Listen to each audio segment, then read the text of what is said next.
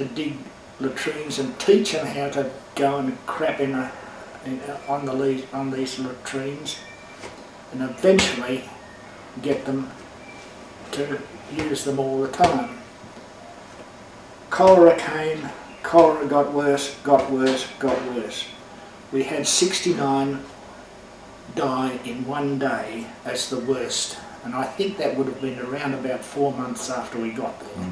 About 4 months, maybe a week or two later. We had to dig graves right through from the start, but when we got to dig a grave for 60 odd bodies, we're way beyond us, and the Japs did condescend to let us have some native labour to help.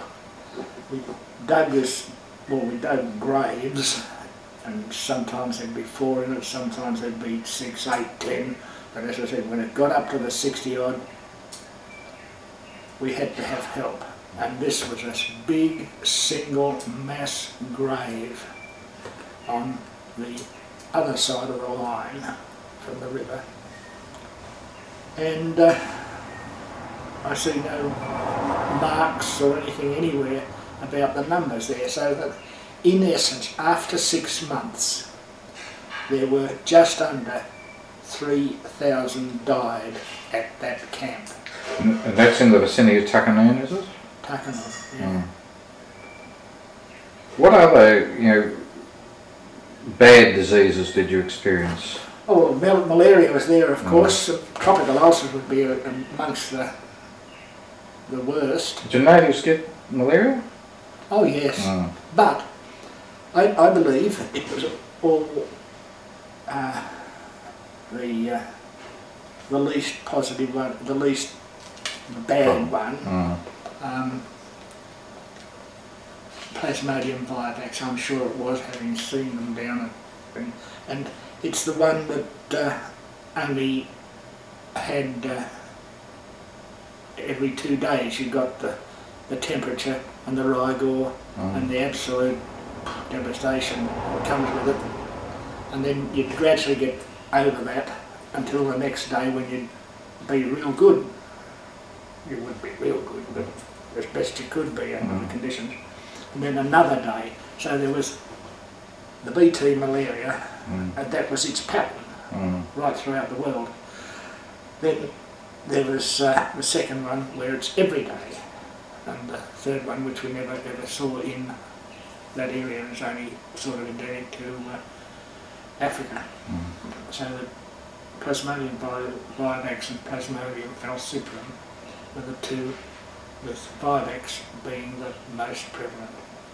And I don't remember, I don't remember any that were typically had Plasmodium falciparum, the second one, because while there may have been some who had double infections, so they had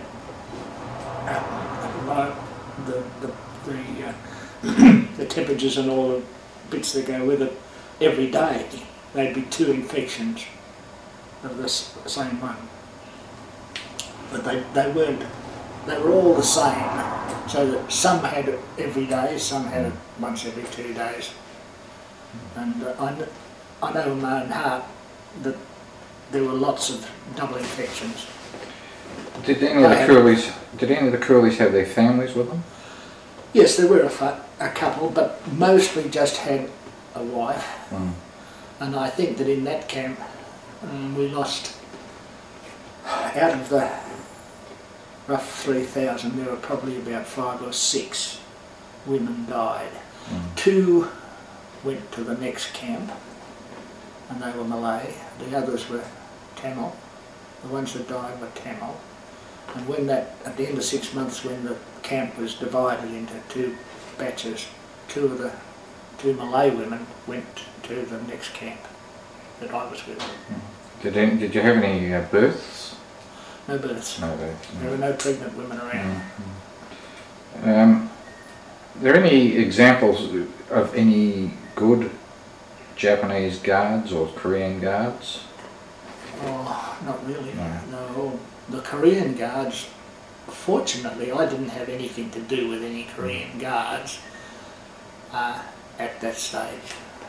This was up on the line. Now I know the Korean guards that were in Changi were proper bastards, and they really did what the Japs wanted them to do, and because they were just basically prisoners too. And no,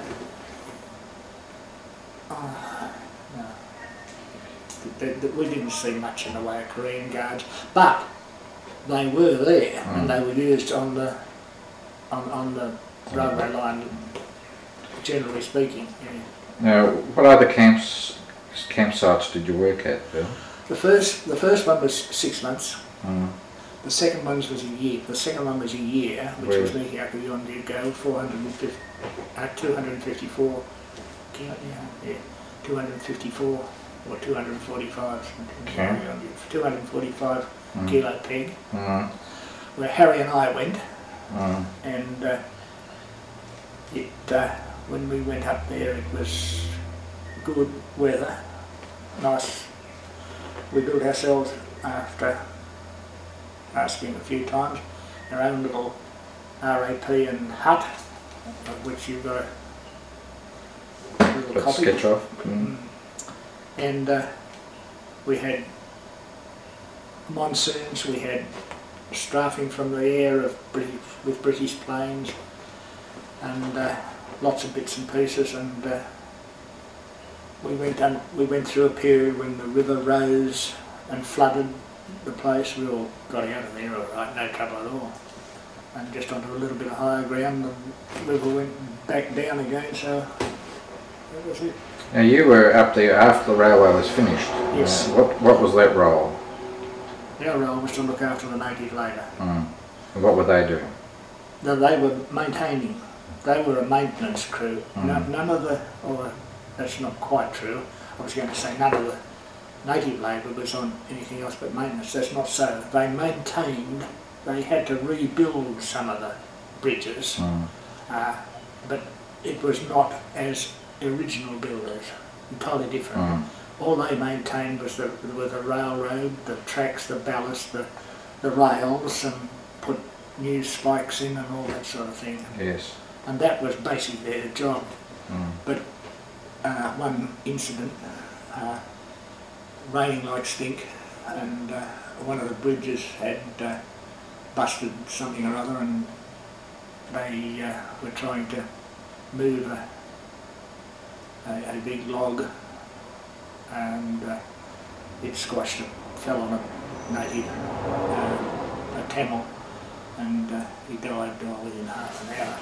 It made a mess of him, and I was called out to go down, and well, all I could do was make sure that we got everything off him in the way of the timber that was holding him down, and get him as comfortable. But he died within half an hour of my getting down there, and because I could see that he wasn't going to make it, we just made sure that he was in a comfortable position, as comfortable position as he could be. And it was raining like stink, so we kept a canvas over him.